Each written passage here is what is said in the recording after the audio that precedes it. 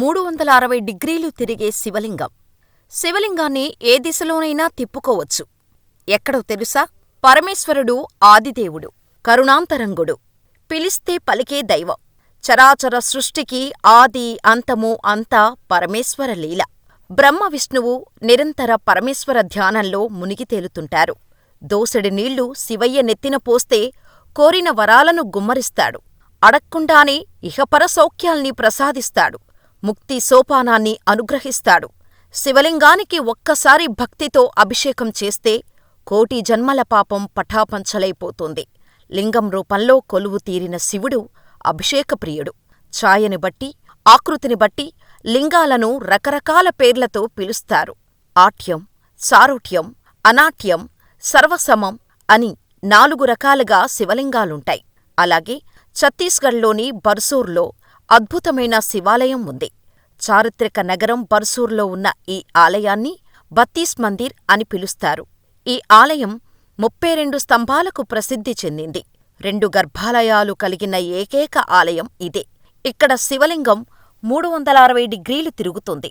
భక్తులు శివలింగాన్ని తిప్పుతూ కోరుకున్న కోరికలను ఆ శివయ్య నెరవేరుస్తాడట. రాజమహర్షి గంగా మహాదేవి 1208లో ఈ ఆలయాన్ని నిర్మించారట. సాధారణంగా ఏ గుడిలో అయినా శివలింగ నీటిముఖం ఉత్తర దిశలో ఉంటోంది. కాని బత్తీస్ మందిర్ ఆలయంలో భక్తులు శివలింగాన్ని ఏ దిశలోనైనా తిప్పుకోవచ్చు. ఇక్కడ శివలింగాన్ని తిప్పుతూ భక్తులు తమ కోరికలను శివుడికి చెప్పుకుంటారు.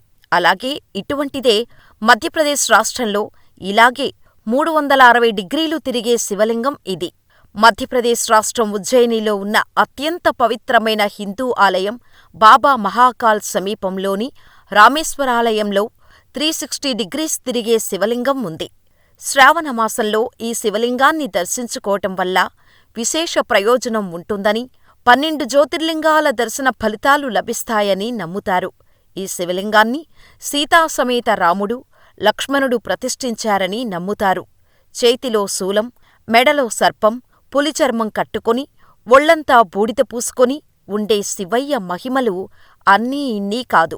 శివుని నెత్తిమీద ఉన్న గంగ నుంచి ముందు ఉండే నంది వరకు ఇలా శివయ్య దగ్గరకు ఉండే ప్రతి దానికి ఒక పెద్ద కారణమే ఉంటుంది. శివుడి ఆజ్ఞ లేనిదే చీమైనా చిటుక్కుమనదు. అసురులు అయినా శివా అంటూ తపస్సు చేస్తే చాలు. వరాలు ఇచ్చే భోళాశంకరుడు, శాంతపరుడు, కరుణాహృదయుడు, ఎల్లప్పుడూ ధ్యానముద్రలో ఉండే ముక్కంటి, మూడో కన్ను తెరిస్తే ప్రళయమే. అంత శాంతపరుడైన శివుడు ఎప్పుడూ తన ఉనికి చాటుకుంటూ ఉంటాడు. అప్పుడప్పుడు తన మహిమలు చూపి భక్తులకు తను ఉన్నట్టు గుర్తుచేస్తాడు శివుడు.